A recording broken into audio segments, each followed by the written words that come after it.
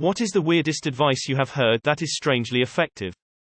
To improve your posture, pretend that you are shooting lasers out of your nipples and trying to shoot people in the head. If you can't fight the fear, do it scared. Got me through a lot of anxiety. Don't beat yourself up forever. Beat yourself up once then move on. Mr. Homer Simpson. When writing an email, leave the recipient field until last. How to unclog your nose. Close your mouth and pinch your nose so you can't breath. Shake your head up and down until you need to breath. Remove your hand from your nose and breath, through your nose not your mouth. Been doing this for a while now and it's pretty effective. Holding your breath for a prolonged time is extremely effective at getting rid of a boner.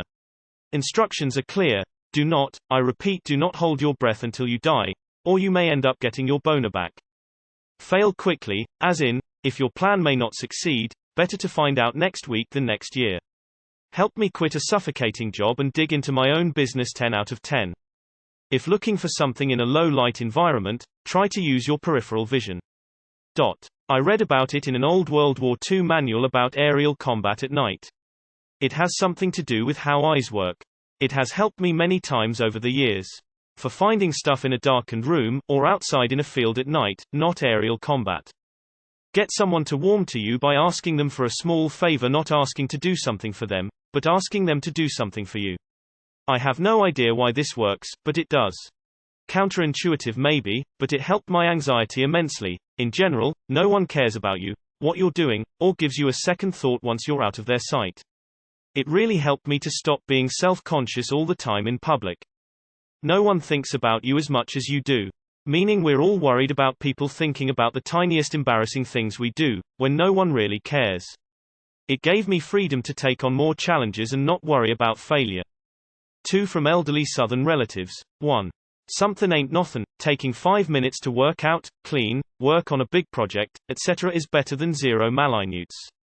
We often think we've got to do 2 hours of rigorous work or it doesn't accomplish anything.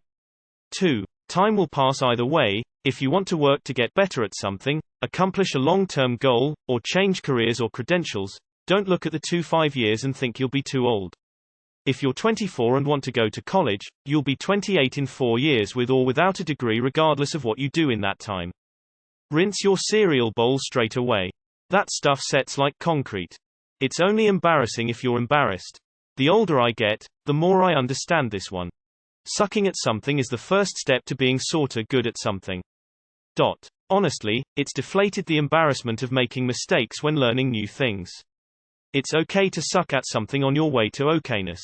For all my adders or other who struggle with executive function, detours while waiting. Have something in the oven. Let's see how much laundry you can fold before the timer goes off. Microwave. I bet you can empty the dishwasher in 90 seconds. On a phone call, pop in those earbuds and let's tidy while we talk. I get so hung up on waiting mode, and the novelty of trying to accomplish a small task during that interim feels a bit like a deadline pressure, which is basically the only thing that motivates me. Tricking my brain into a mini-productive panic is startlingly effective. Don't give excuses unless they ask for it. I.e., if you are late for work, just say that you are late. Not why you are late. One time the guy who came to fix my refrigerator told me, if you don't know what to do, drink some water. It's actually surprisingly solid advice. If you want to buy something, wait 24 hours, and if you still want to buy it afterwards, then buy it. This has really cut my impulse buying down and has made saving money extremely easy. People don't always remember what you say but how you make them feel.